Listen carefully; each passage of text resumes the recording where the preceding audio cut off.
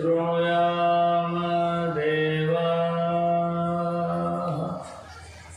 भद्रं पश्येमाक्षभिर्यजत्राः स्थिरैरङ्गैस्तुष्टुवागं स्वस्ति नस्तनूभिः व्यशेमहि देवहितं यदायुः स्वस्ति न इन्द्रो वृद्धश्रवाः स्वस्ति नः पूषा विश्ववेदाः स्वस्ति नस्तारक्षोरिष्टनेमिः स्वस्ति नो बृहस्पतिर्दधातु ॐ शान्ति शान्ति शान्तिः।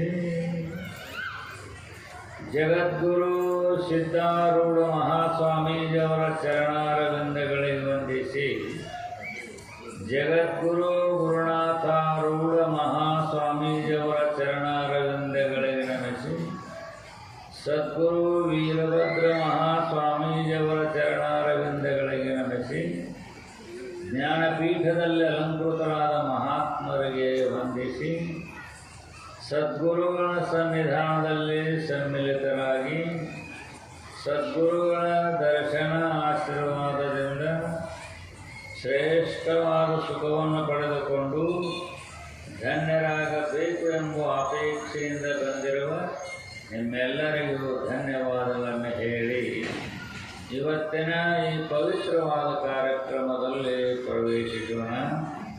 ಇಲ್ಲಿಯವರೆಗೆ ಮಹಾತ್ಮರು ಶ್ರೀಮನ್ ನಿಜಗುಣ ಶಿವಯೋಗಿಗಳ ಒಂದು ವಾಕ್ಯವನ್ನು ಆಧಾರವಾಗಿಟ್ಟುಕೊಂಡ ಬಹು ಸುಂದರವಾಗಿ ಉಪದೇಶ ಮಾಡಿದರು. ಶ್ರುತಿ ಬೋಧನೆಯಳು ಉಪರತಿ ಇಲ್ಲದಿರುವುದನ್ನು ಬೇಡುವೆನ ಭವ ನಿಮ್ಮನು ಭವಭವದು. ಸದ್ಗುರುನಾಥನನ್ನು ಕುರಿತ, ಭಗವಂತನನ್ನು ಕುರಿತ ಬಹಳ ಸುಂದರವಾಗಿ ಇಲ್ಲಿ ಕೇಳ್ತಾ ಇದ್ದಾರೆ. ಹೇ ಪರಮಾತ್ಮ, ಈ ಸುಂದರವಾದಂಥ ಮನುಷ್ಯನ ನಾನು ಕೊಟ್ಟಿವಿ, ಕೊಟ್ಟ ಮೇಲೆ ನನಗೆ ಒಳ್ಳೆಯ ಗುಣಗಳನ್ನು ಕೊಡಪ್ಪ, ಒಳ್ಳೆಯ ಗುಣಗಳನ್ನು ಕೊಡು, ಸದ್ಗುಣಗಳನ್ನು ಕೊಡು ಅಂತ ಕೇಳ್ತಾರೆ. ಅದರಲ್ಲಿ ಇವತ್ತಿನ ಗುಣ ಯಾವುದಂದರೆ ಶ್ರುತಿ ಬೋಧನೆಯಳು ಉಪರತಿ ಇಲ್ಲದಿರುವುದನ್ನು. ಈಗ ನಾವು ಯಥಾರ್ಥ ಜ್ಞಾನ ಮಾಡಿಕೊಂಡು ಮುಕ್ತರಾಗಬೇಕನ್ನೋ ಅಪೇಕ್ಷೆಯನ್ನು ತಿಳ್ಕೊಂಡಿವಿ. ಹಾಗಾದ್ರೆ ನಮಗೆ ಆ ಜ್ಞಾನೋದಯ ದ್ವಾರ ಭಗವತ್ ಸಾಕ್ಷಾತ್ಕಾರ ಆಗಬೇಕಾದ್ರೆ ನಾವು ಆ ಭಗವತ್ ಸಾಕ್ಷಾತ್ಕಾರ ಸಾಧನಗಳಲ್ಲಿ ಸೋಮಾರಿಗಳಾಗಬಾರ್ದು. ಭಗವತ್ ಸಾಕ್ಷಾತ್ಕಾರ ಮಾಡ್ಕೊಂಡು ಮುಕ್ತರಾಗಬೇಕನ್ನೋದು ಇಚ್ಛಾ ಇದೆ. ಇಚ್ಛಾ ಇದ್ದ ಮೇಲೆ ಆ ಭಗವತ್ ಸಾಕ್ಷಾತ್ಕಾರದ ಸಾಧನೆಗಳಿದಾವೆ. ಸಾಧನಗಳಲ್ಲಿ ನಾವು ಸೋಮಾರಿ ಆಗೋದು. ಈಗ ನೀವು ಬೆಳೆ ಬೆಳಿಬೇಕಂತ ಇರ್ತೀವಿ, ಮೆಣಸಿನಕಾಯಿ ಬೆಳಿಬೇಕಂತೀರಿ, ಹತ್ತಿ ಬೆಳಿಬೇಕಂತೀರಿ, ಇನ್ನೇನೇನೋ ಬೆಳಿಬೇಕಂತೀರಿಲ್ಲ. ನಾನು ಒಂದು ಎಕರೆಗೆ 25-30 ಕ್ವಿಂಟಲ್ ಮೆಣಸಿನ್ಕಾಯಿ, 50 ಕ್ವಿಂಟಲ್ ಮೆಣಸಿನ್ಕಾಯಿ ಬೆಳಿಬೇಕಂತೀರಿ. ನೀವು ಈಗ 50 ಕ್ವಿಂಟಲ್ ಮೆಣಸಿನ್ಕಾಯಿ ಬೆಳಿಬೇಕನ್ನೋರು ನೀವು ಮನೆಯಲ್ಲಿ ಕುಂತ್ಕೊಂಡು ಬೆಳಿಬೇಕಂದ್ರೆ ಬೆಳಿತೀವ ನಾವು.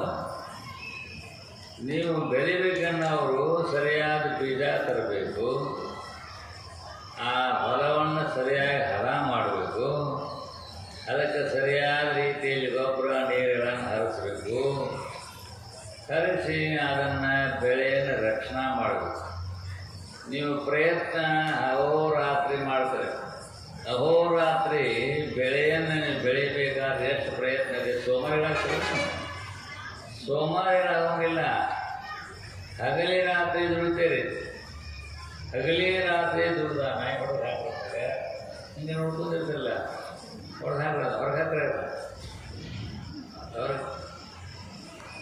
ಸೋಮಾರಿಗಳಾಗೋಂಗಿಲ್ಲ. ನೀವು ಬೆಳೆ ಬೆಳಿಬೇಕಾದ ಪ್ರಯತ್ನ ಪ್ರಯತ್ನದ ನಿಮ್ಮಲ್ಲೆಲ್ಲ ಅಹೋರಾತ್ರಿ ಬೆಳಿಬೇಕಂತ ತಿಳ್ಕೊಂಡು ಹೆಂಗೆ ಪ್ರಯತ್ನ ಇದೆಯೋ ಹಾಗೆ ಯಥಾರ್ಥ ಜ್ಞಾನ, ಭಗವಂತನ ಸಾಕ್ಷಾತ್ಕಾರ, ನಿತ್ಯ ಸುಖ, ಶಾಶ್ವತವಾದ ಸುಖ, ಆ ಶಾಶ್ವತವಾದ ಸುಖ ಬ್ರಹ್ಮದರ್ಶನ, ಆತ್ಮ ಸಾಕ್ಷಾತ್ಕಾರ ಮಾಡಿಕೊಳ್ಳಬೇಕೆನ್ನುವರು ನಾವು ಸೋಮಾರಿಗಳಾಗಬಾರದು.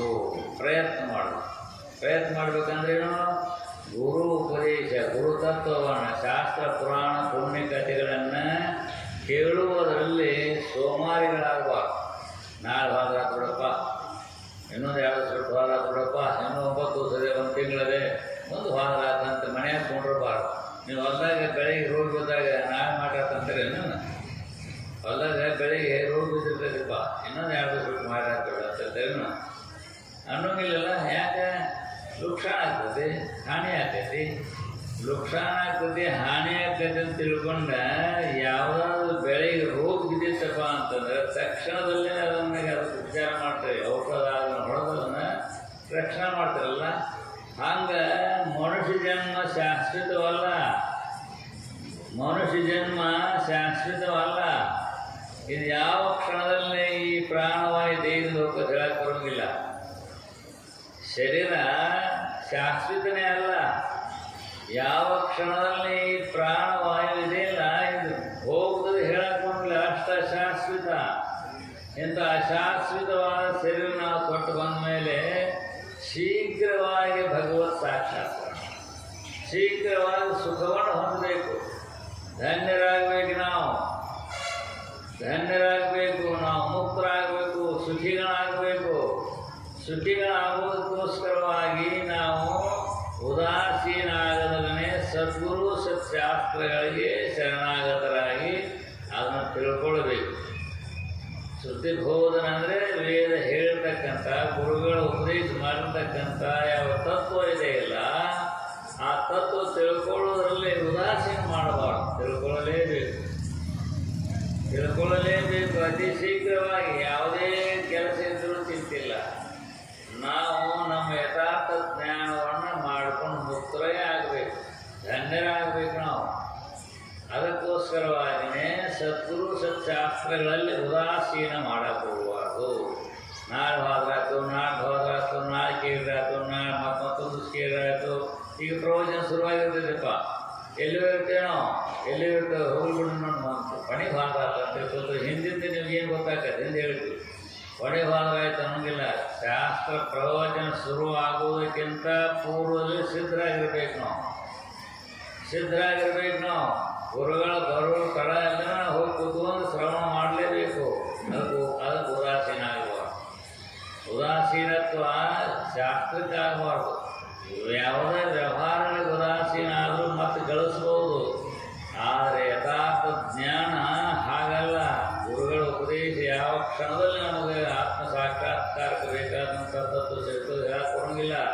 ಆದ್ದರಿಂದ ಅದರಲ್ಲಿ ಉದಾಸೀನತ್ವ ಆಗಬಾರದು ಅಂತ ಹೇಳ್ತಾವೆ. ಅದನ್ನು ನಾವು ತಿಳ್ಕೊಳ್ಬೇಕು.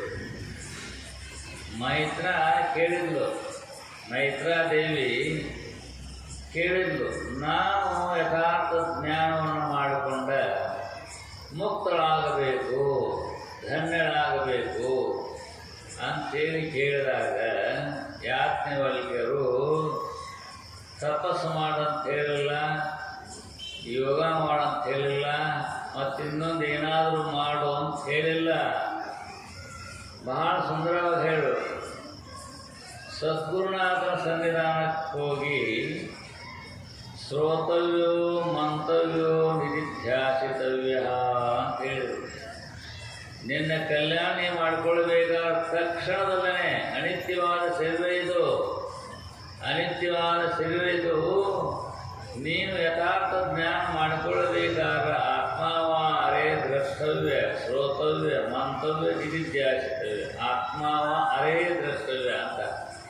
ಹೇ ಮೈತ್ರ, ಆತ್ಮಾವ ಅರೇ ದ್ರಷ್ಟವ್ಯ ನೋಡ್ಬೇಕಂದ್ರೆ ಏನೋ ತಿಳ್ಕೊಳ್ಬೇಕಂತ. ನಾನು ಯಾರಿದ್ದೇನೆ, ನನ್ನ ನಿಜ ಸ್ವರೂಪ ಏನು, ನಾನು ಈ ಭವದುಃಖದಿಂದ ಹೆಂಗೆ ಪಾರಾದೇನೆ, ನನ್ನ ದುಃಖ ಎಲ್ಲ ಹೋಗಿ ನಾ ಯಾವಾಗ ಸುಖಿ ಆದೇನು ಅಂತ ಕೇಳಿದಾಗ ಅವ್ರು ಹೇಳಿದರು,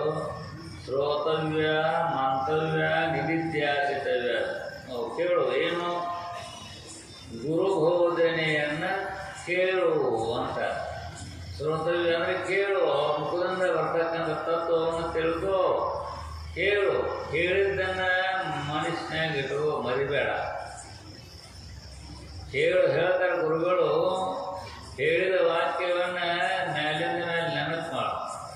ಆಮೇಲೆ ನಿಧಿಧ್ಯಾಸಿತವ್ಯ, ಯದಾ ಕಾಲದಲ್ಲಿ ಸದಾ ಕಾಲದಲ್ಲಿ ಅದರ ಸ್ಮರಣೆನೇ, ಆ ತತ್ವದಲ್ಲೇ ನಾವು ನಿಲ್ತಿರಬೇಕು. ಆವಾಗ ನಮಗೆ ಯಥಾರ್ಥ ಜ್ಞಾನ ಆಗ್ತದೆ.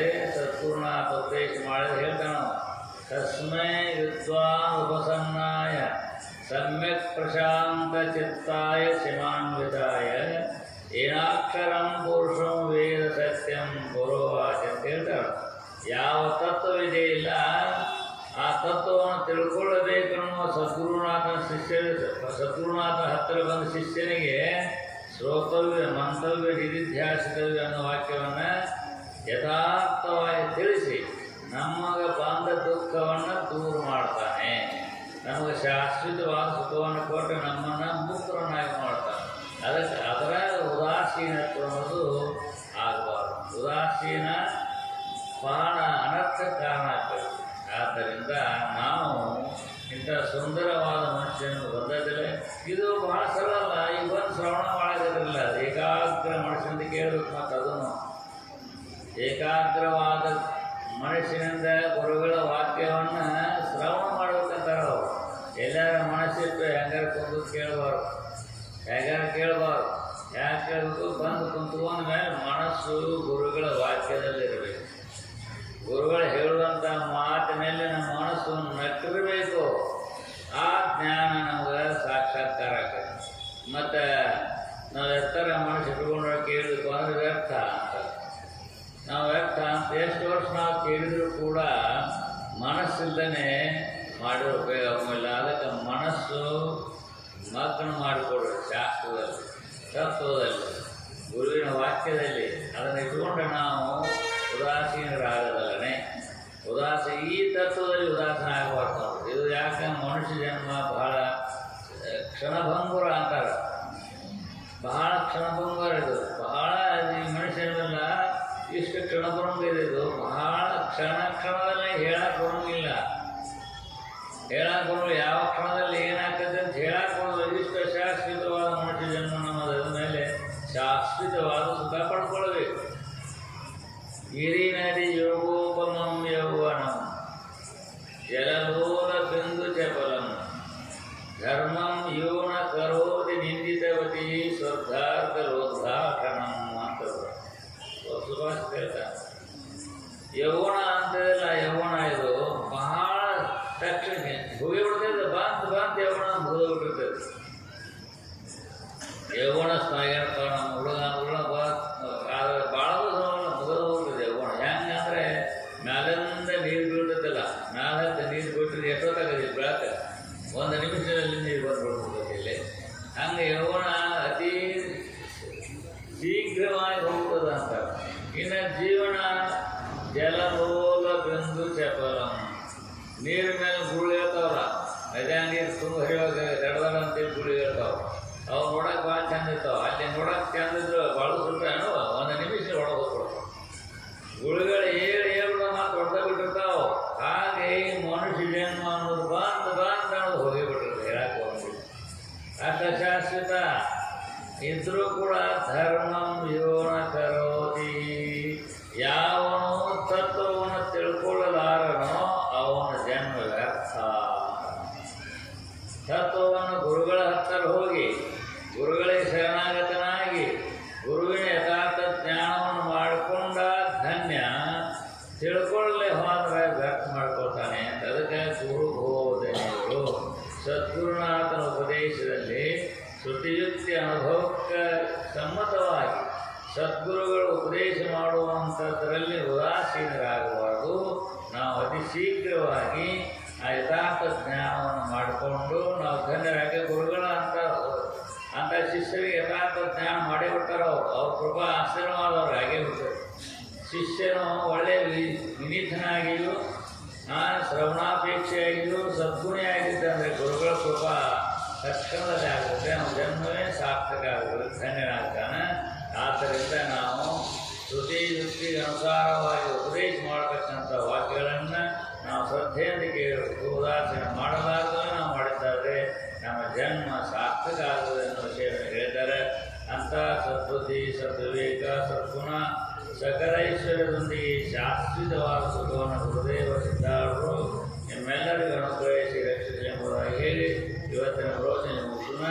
ಇನ್ನು ಎಲ್ಲರೂ ಒಂದು ನಿಮಿಷ ಓಂಕಾರವನ್ನು ಸ್ಮರಣ ಮಾಡ್ರಿ ಅಂತಂತಾರೆ. ಯಾಕೆ ಓಮಿತಿ ಬ್ರಹ್ಮ ಅಂತ ಹೇಳಬೇಕು. ಓಂಕಾರವೇ ಬ್ರಹ್ಮ, ಮತ್ತೊಂದು ಬ್ರಹ್ಮ ಅಂತ ಹೇಳಬೇಕು. ಪರಬ್ರಹ್ಮ ಸ್ವರೂಪವೇ ಓಂಕಾರ. ಸಗುಣ ಸಾಕಾರ, ನಿರ್ಗುಣ ನಿರಾಕಾರವಾದ ವಸ್ತು ಸಗುಣ ಸಾಕಾರ ರೂಪದಲ್ಲಿ ನಾವು ಇರಬೇಕಂದ್ರೆ ಆ ಪರಮಾತ್ಮನನ್ನು ಓಂಕಾರದಲ್ಲಿ ಕಾಣಬೇಕಂತ ಹೇಳ್ತಾರೆ. ಅದನ್ನು ನಾವು ಒಂದು ನಿಮಿಷ ನಾನು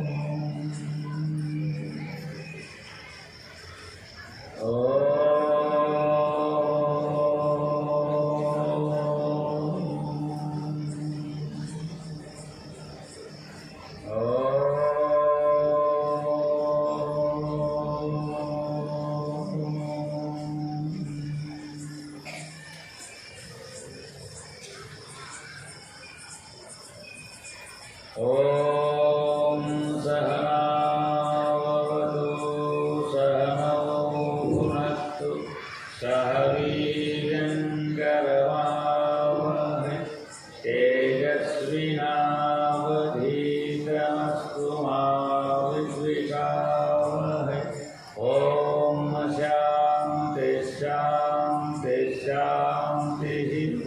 ಹುಡುಗರು ಸೀಟಿ ಬಗ್ಗೆ ಹೇಳ್ತಿರ್ತಾಗ ಕಸ್ಕೊಂಡಿರ್ರಿ.